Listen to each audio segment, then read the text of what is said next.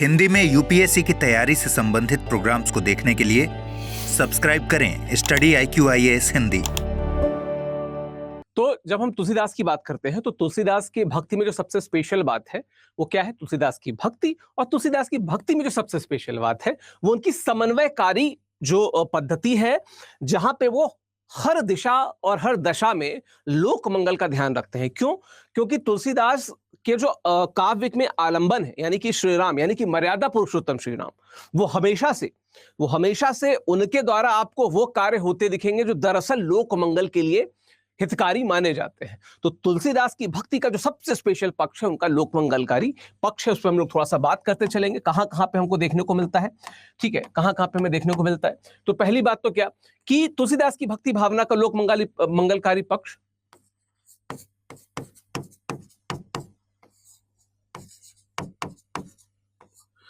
तुलसीदास की भक्ति भावना का लोक मंगलकारी पक्ष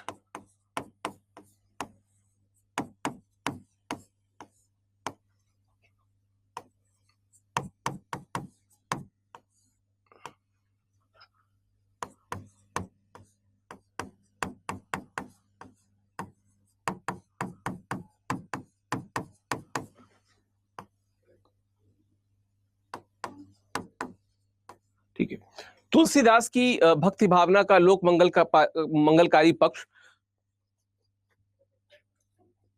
एक काम करते हैं, उसको फिर से रीराइट करते हैं। एक मिनट, इसको एक हेडिंग के रूप में कर देते हैं।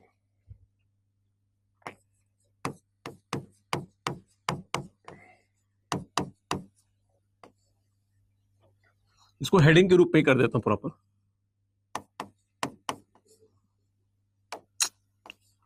तुलसीदास की भक्ति भावना का लोक मंगल।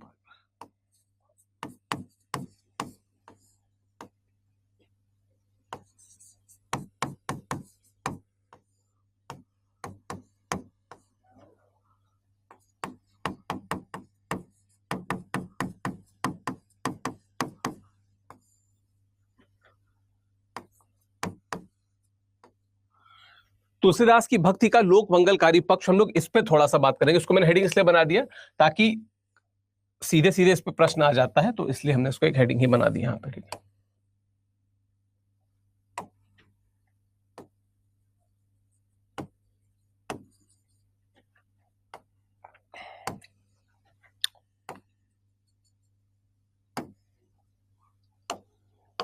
ठीक है। तो तुलसीदास की भक्ति में जो सबसे स्पेशल बात है, सबसे जरूरी बात है, सबसे सही बात है, या सबसे जानने लायक बात है, जो सबसे उनको अलग करती है, वो उनकी भक्ति भावना का जो लोक मंगल स्वरूप है। मैंने अभी भी थोड़ी देर पहले बताया कि तुलसीदास के काव्य में आलंबन श्री राम है। श्री राम कैसे हैं? मर्यादा पुरुषोत्तम श्री राम है। वे एक आदर्श पुत्र, आदर्श पति, आदर्श राजा, आदर्श भाई, आदर्श मित्र, हर तरीके से वो आदर्श प्रस्तुत करते हैं। और अगर समाज में हर व्यक्ति इस प्रकार के आदर्शों को प्रस्तुत करने लगेगा तो हमें क्या चीज समझ में आएगा कि पूरा समाज लोक मंगल स्वरूप की दिशा में आगे जा रहा है।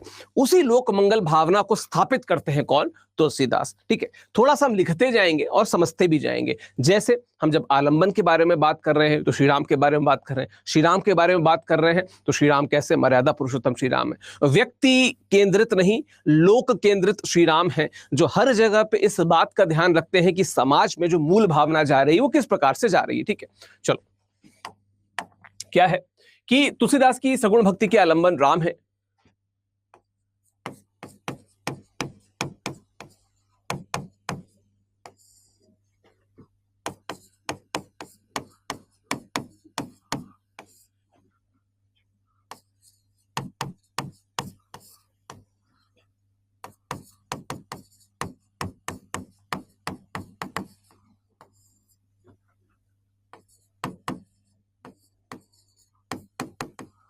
आलंबन कौन है?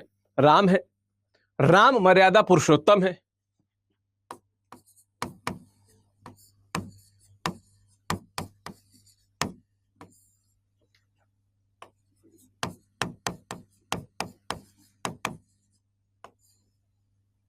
राम मर्यादा पुरुषोत्तम है। ठीक है, राम क्या है? मर्यादा पुरुषोत्तम है। राम का चरित्र क्या है? राम का चरित्र सामाजिक लोक कल्याणकारी आदर्शों से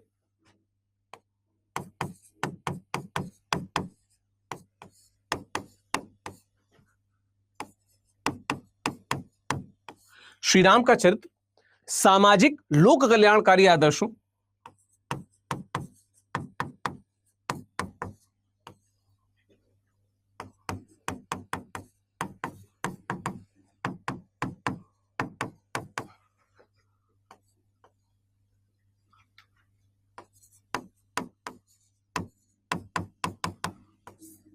सामाजिक लोक कल्याणकारी आदर्शों, ठीक है, सामाजिक लोक कल्याणकारी आदर्शों से परिपूरित है।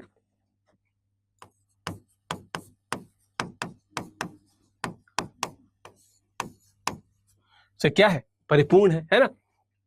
वे समाज के सम्मुख अनेक आदर्श वे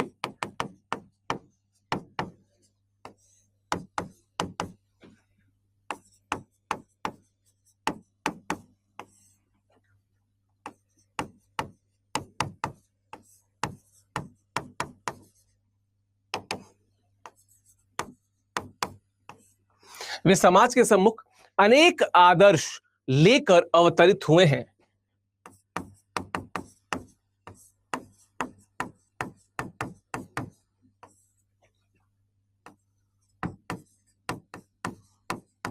ठीक है, वे समाज के सम्मुख अनेक आदर्श लेकर अवतरित हुए हैं। ठीक है, ऐसे गुणों से युक्त राम की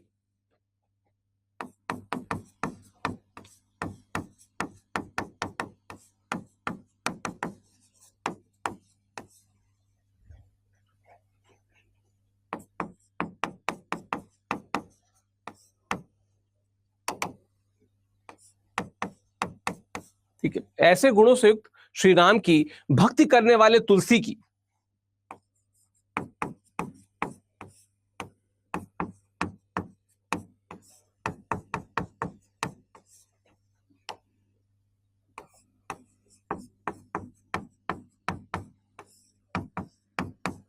भक्ति करने वाले तुलसी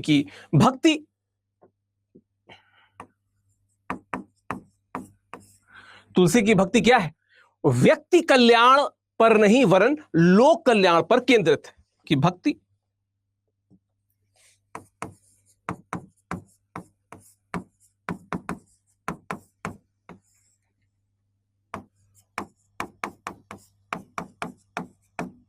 वरन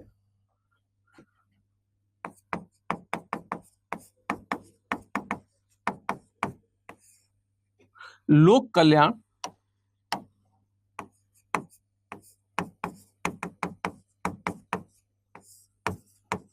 ठीक है, लोक कल्याण पर केंद्रित है। ठीक है, और ये जो लोक कल्याण है उनके काव्य में, उनकी भक्ति में कई प्रकार से दिखता है। ठीक है, ये जो लोक कल्याण है वो उनकी भक्ति में, उनकी काव्य में कई प्रकार से दिखता है। ठीक है,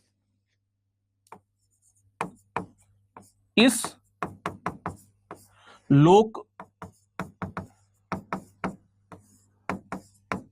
कल्याण को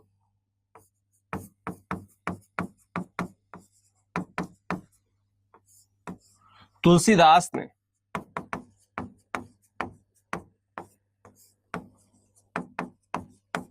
अपनी भक्ति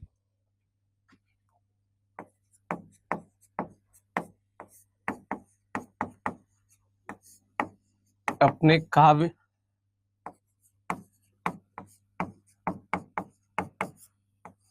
में कई प्रकार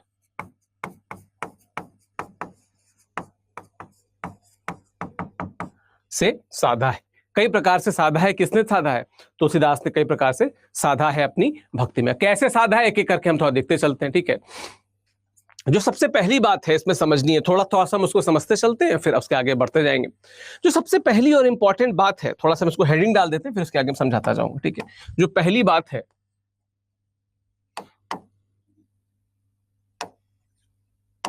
एक मिनट, जो इसमें जो पहला पॉइंट है वो क्या है? भक्ति व ज्ञान का समन्वय। भक्ति व ज्ञान का समन्वय क्या है?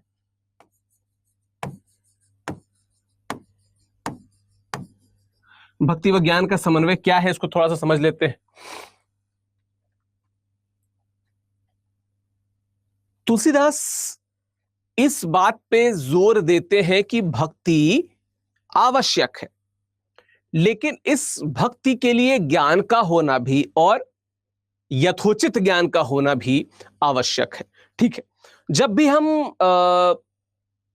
ज्ञान की बात करते हैं तो तुलसीदास भक्ति के केंद्र में कई बार ज्ञान को लाते दिखते हैं। जैसे जब हम तुलसीदास को पढ़ते हैं, रामचरितमानस की बात कर लें तो क्या कहते हैं कि ज्ञानी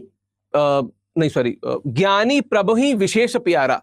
जो ज्ञानी लोग होते हैं वो प्रभु को विशेष रूप से प्यारे होते हैं। ठीक है, ज्ञानी लोग जो होते हैं वो प्रभु को क्या होते हैं, विशेष, कर दिया बैक स्लाइड। ठीक है, तो ज्ञानी लोग जो होते हैं वो क्या है, प्रभु को विशेष रूप से प्यारे होते हैं, मतलब बहुत प्यारे होते हैं। ये कौन कह रहे हैं? तुलसीदास कह रहे हैं। ठीक है, भगत ही ज्ञान ही नहीं कुछ भेदा।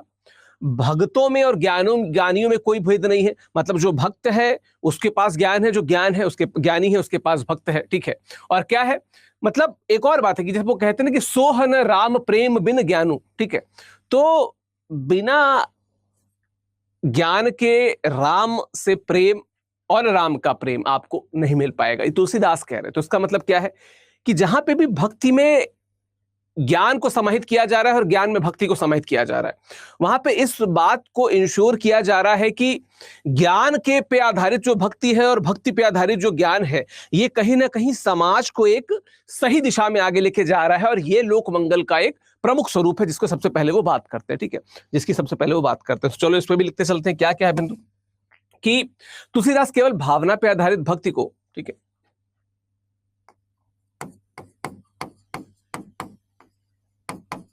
तुलसीदास केवल भावना पे आधारित भक्ति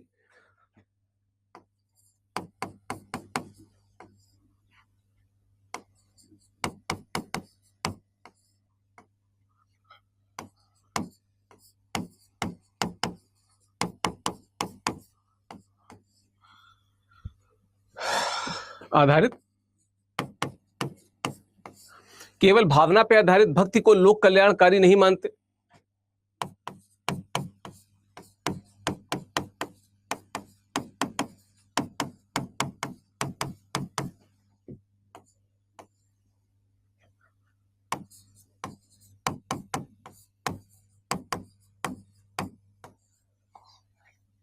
लोक कल्याणकारी नहीं मानते, इसलिए वे भक्ति में ज्ञान का भी आग्रह करते हैं।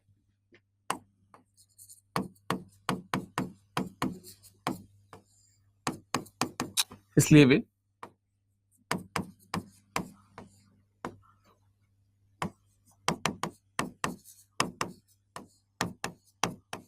ज्ञान का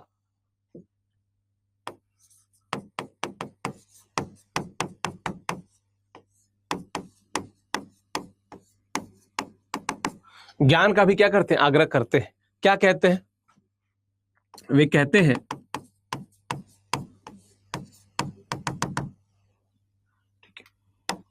क्या कहते हैं, ज्ञानी प्रभु ही विशेषी प्यारा।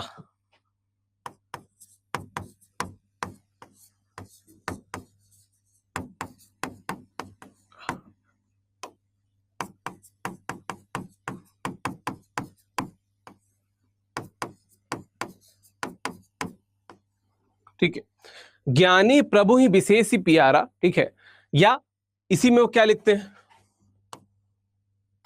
ठीक है, या इसी में वो क्या लिखते हैं, इसी में लिखते हैं कि भगति ही ज्ञान ही नहीं कुछ भेदा।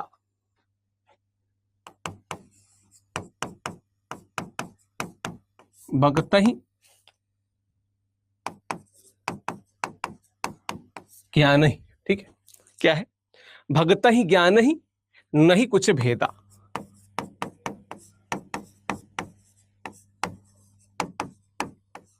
नहीं कुछ भेदा। ठीक है, इसके अलावा क्या कहते हैं, सोहन राम प्रेम बिन ज्ञानु।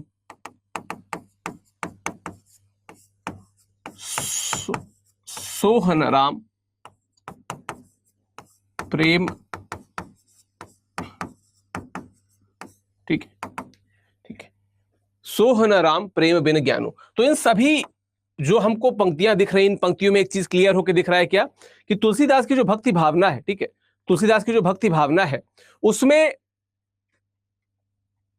ज्ञान को सबसे प्रमुख स्थान इसलिए भी दिया गया है क्योंकि जो ज्ञानी होगा उसे पता होगा कि भक्ति पथ सही रास्ता क्या है, और जो भक्ति पथ पे चलेगा उसके लिए ज्ञान का भी स्वरूप आवश्यक है। तो यहां पे पहली बात क्या स्पष्ट करते हैं, ज्ञान की बात करते हैं। अब इसके बाद जो अगला पॉइंट है वो बहुत स्पेशल है, क्योंकि आपको श्री रामचरितमानस में वो लगातार दिखता रहेगा, श्री रामचरितमानस में वो आपको बहुत दिखता रहेगा। उसकी भी हम लोग थोड़ी सी बात कर लेते हैं। जब हम रामचरितमानस की बात करते हैं तो रामचरितमानस में हम किसकी बात करते हैं, हम बात करते हैं मर्यादा पुरुषोत्तम श्री राम की बात करते हैं। रामायण से रामचरितमानस में जब आप आएंगे, ठीक है, ज्ञान के साथ आडंबर में लिप्त नहीं होगा, बिल्कुल। जब हम मर्यादा पुरुषोत्तम श्री राम की जब हम बात करते हैं तो आप राम जी को, जब मतलब रामचरितमानस के हिसाब से बता रहा हूं, आप जब श्री राम जी को देखेंगे तो आप देखेंगे कि उनमें सौंदर्य भी है, शक्ति भी है, शील भी है। लेकिन शुरुआत में पहले भी बता चुका हूं कि जिस चीज पे सबसे ज्यादा फोकस है तुलसीदास का वो क्या है, शील है। और इस जब मैं उसको बता रहा था तो मैंने बताया था ना कि आप जब आईएएस बनेंगे और जब Lal Bahadur Shastri national academy of administration जाएंगे तो वहां पे भी जो बोध वाक्य है वो क्या है, शीलम परमम भूषणम। तो उसी शील की बात तुलसीदास भी ज्यादा करते हैं। और इसीलिए श्री राम जब आपको दिखेंगे तो उनके जो उदात्त भाव है, उदात्त मतलब आदर्श, आदर्श उदार जो भाव है, जो उनके भाई के प्रति हैं, जो उनकी पत्नी के प्रति हैं, जो माता के प्रति हैं, जो पिता के प्रति हैं, जो मित्रों के प्रति हैं, जो प्रजा के प्रति हैं, वो आपको अलग अलग जगहों पे दिखेंगे। गुरु के प्रति हैं अलग अलग जगहों पे। इवन एज अ गेस्ट जब वो शबरी के यहाँ जाते हैं तो भी आपको उनका वो आदर्श उदात्त भाव देखने को मिलता है। और उनकी ये जो उदारता है दरअसल भक्तों के साथ में, क्योंकि मैक्सिमम लोग जो उनसे मिले उनके वनवास के क्रम में उनको पता था कि अवतारी पुरुष हैं, तो वहां पे उनका जो उदार भाव था, लोगों को जब उनसे मिलते देखते हुए लगता था यार ये आदमी एकदम इतना डाउन टू अर्थ है, ग्राउंडेड व्यक्ति हैं ये।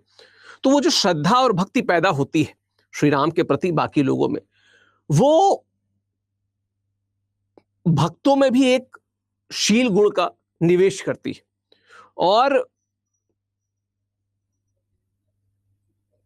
बहुत जगहों पे हमें श्री राम से मिलने वाले, चाहे वो आगंतुक हो, भक्त हो, सबके मन में एक चीज दिखता है कि उनके मन की जो कलुषता होती है वो श्री राम से मिल के दूर हो जाती, क्योंकि आदर्श है ना, श्री राम जो है वो आदर्श है, वो आदर्श देख के मिट जाते, कलुषता मिल जाती है।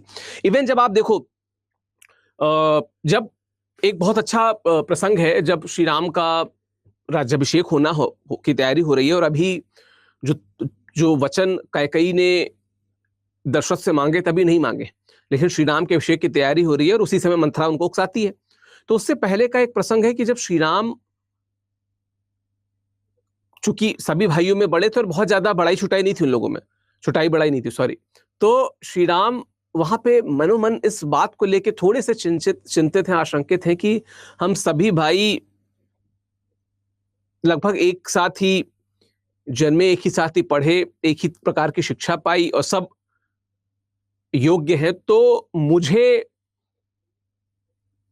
या मेरा ही राज्याभिषेक क्यों हो रहा है, मेरे भाइयों का क्यों नहीं हो रहा है, किसी और भाई का क्यों नहीं हो रहा। तो उनके मन में पहले से भाव था कि ठीक है मैं थोड़ा बड़ा हूं सबसे, लेकिन हम सब उतने ही योग्य, पढ़े लिखे और एक ही प्रकार से जन्मे, एक ही जगह पे जन्मे, एक ही प्रकार की शिक्षा हर चीज ग्रहण की, तो मेरा क्यों। ये क्या बताता है, ये शील को बताता है, ये उदात्त यानी कि आदर्श स्वरूप को बताता है, जो दरअसल आपको उस काल में बहुत कम दिखेगा। उस काल में बहुत कम क्यों दिखेगा, क्योंकि उस समय चाहे हम द्वापर युग की बात करें या त्रेता युग की बात करें, जो पौराणिक कथाएं मिलती हैं उन कथाओं में आपको कितने ही उदाहरण मिलेंगे जहां पे लोगों ने शासन के लिए क्या नहीं किया। रावण अपने भाई को बाहर कर देता है, कंस अपने भांजे को मारने पे तुल जाता है, दुर्योधन अपने भाइयों को बाहर निकाल देता है। तो इस प्रकार की चीजें तो राजशाही के लिए निकलती। इनफैक्ट जब हम भारत का इतिहास पढ़ते हैं, प्राचीन भारत का इतिहास पढ़ते हैं, तो एक वहां पे वाक्य आता है कि किंगशिप नोस नो किंगशिप। ठीक है, जो राजशाही होती है, जो राज की प्राप्ति होती है, वो किसी रिश्तेदारी को नहीं मानती। इसीलिए हमको जब हम शुरुआती मगध साम्राज्य को देखते हैं तो पितृहंता हमें डायनेस्टी दिखती है ना, जहाँ पे अपने बाप को ही मार के सब बनते हैं वहां पे। इवन हम मुगल साम्राज्य में बात करें या दिल्ली सल्तनत की बात करें, बहुत से ऐसे उदाहरण मिलते हैं जो जहाँ पे लोग अपनों को ही मार देते हैं राजगद्दी पाने के लिए, राजसत्ता पाने के लिए। तो ये चीजें लगभग हर युग में जहाँ पे राजशाही ही दिखी है। लेकिन जब श्री राम को देखते हैं, खुद जब उनको राज्याभिषेक हो रहा है और भाइयों को कोई दिक्कत ही नहीं है, फिर भी उनके मन में आ रहा है कि हम सब भाई एक साथ पले बड़े हैं, भोजन किए हैं, एक के साथ खेले हैं, एक के साथ लड़कपन की बातें की हैं, लेकिन मेरा ही राज्याभिषेक क्यों हो रहा है, जो अमूमन बहुत कम दिखता है। चलो इसको भी लिख लेते हैं। ठीक है, क्या है? शील साधना पे आधारित भक्ति।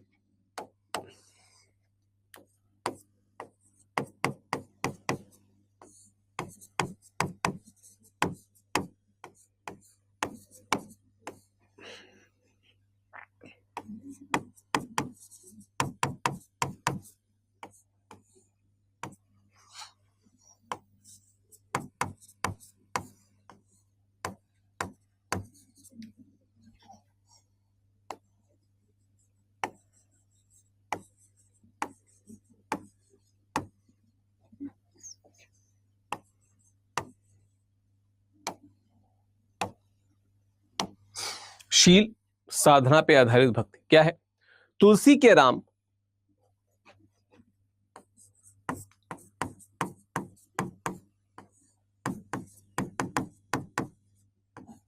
जो तुलसी के राम है, ठीक है, सौंदर्य, शक्ति तथा शील सभी गुणों से युक्त हैं।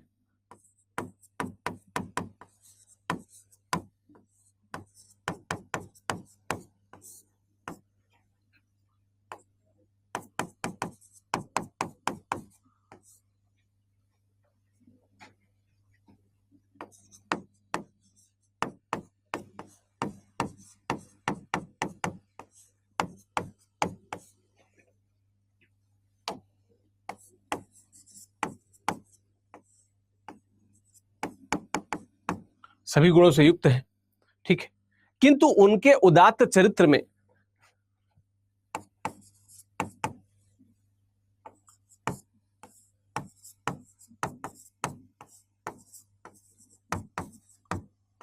उदात्त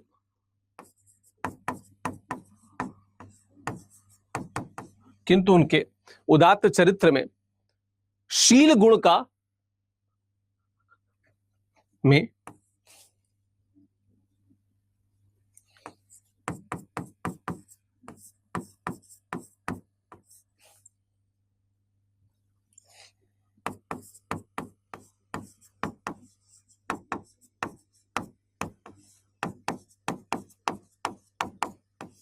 क्या है? शील गुण की प्रधानता, शील गुण की प्रधानता दिखती है।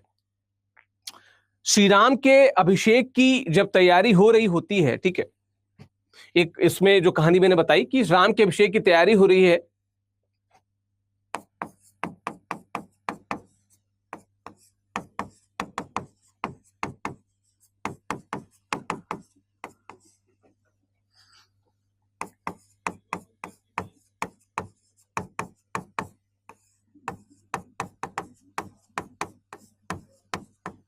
ठीक है, श्री राम के अभिषेक की तैयारी हो रही है, किंतु राम सोच रहे हैं क्या?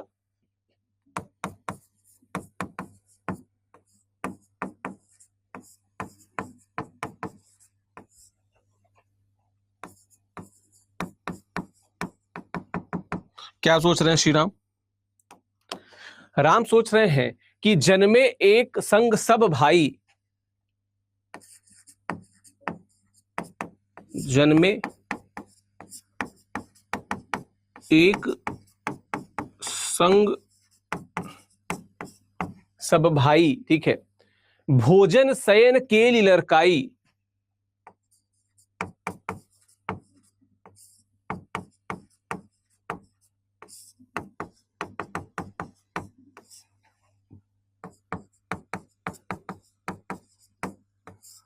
भोजन सेन केली लरिकाई, ठीक है, ठीक है। विमल बंस यह अनुचित एकू, ठीक है।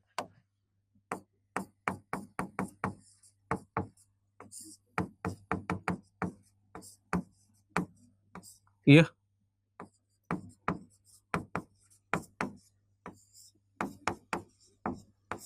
विमल बंस यह अनुचित एकू, बंधु बिहाई बड़े ही अभिषेकू।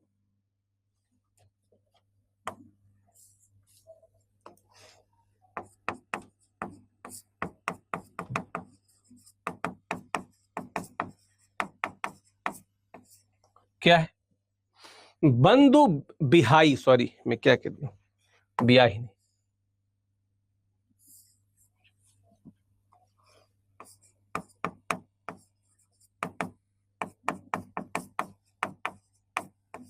क्या है?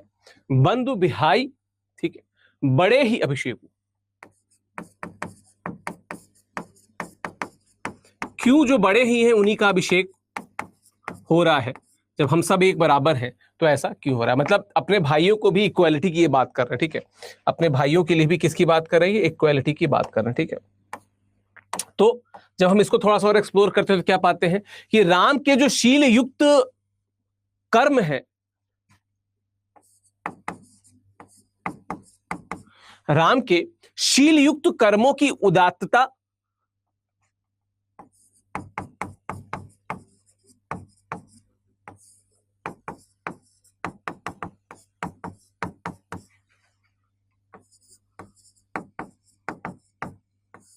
राम के शील युक्त कर्मों की उदात्तता, जो राम के शील युक्त कर्म है उनकी उदात्तता भक्तों के हृदय में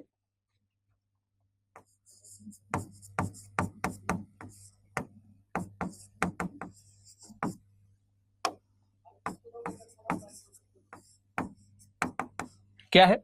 भक्तों के हृदय में श्रद्धा व भक्ति पैदा करती है। क्या करती है? श्रद्धा व भक्ति।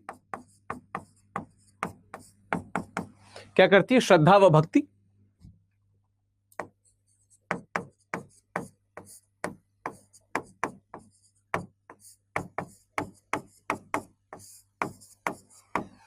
ठीक है, श्रद्धा व भक्ति पैदा करती है और उनके चरित्र में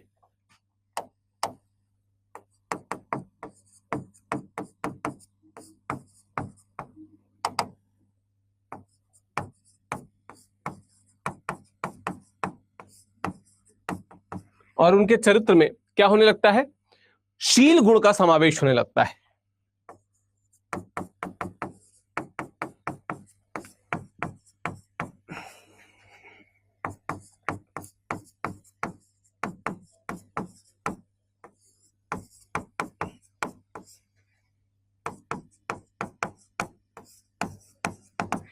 शील गुण का क्या होने लगता है? समावेश होने लगता है, ठीक है। क्या है इसका? एक उदाहरण बहुत अच्छा है। क्या है? क्या है? भय सब साधु किरात किरातिनी,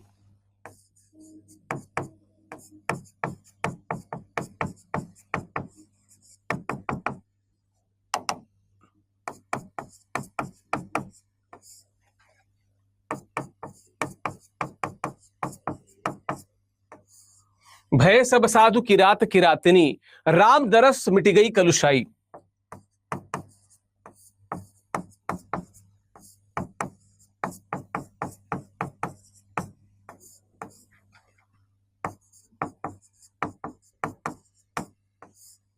ठीक है, क्या है? जो भी है क्या कहते हैं साधु, सॉरी, जो भी राक्षस जो भी प्राणी है, जब वो श्री राम के उनके दर्शन पाके ही उनके अंदर की क्या है? कलुषाई मिट जाती है। सब क्या हो गए? सब साधु हो गए। चाहे जितना बड़ा राक्षस हो, जो भी हो, सब क्या हो गए? साधु हो गए। ठीक है, सब क्या हो गए? साधु हो गए। तो ये चीजें क्या बताती हैं? ये चीज बताती है कि कहीं ना कहीं श्री राम का जो शील गुण है वो इतना स्पेशल है कि खुद में तो उनके व्यवहार में हमको वो शील तत्व दिखता ही है, लेकिन जब उनके दर्शन को बाकी जो क्या कहते हैं लोग हैं, चाहे वो उनसे मिलने आए हों, राक्षसी जो भी हो, सब क्या हो जाते हैं? सब साधु हो जाते हैं उनके दर्शन मात्र से। ये उनके शील की, उनके उदात्तता की, उनके आदर्श चरित्र की क्या है? विशेषता है। उनके आदर्श चरित्र की क्या है? विशेषता है। चलो ठीक है, आगे अगला जो पॉइंट है वो उसी प्रकार से स्पेशल है, जिसको हम क्या कहते हैं? तुलसीदास की समन्वय चेतना।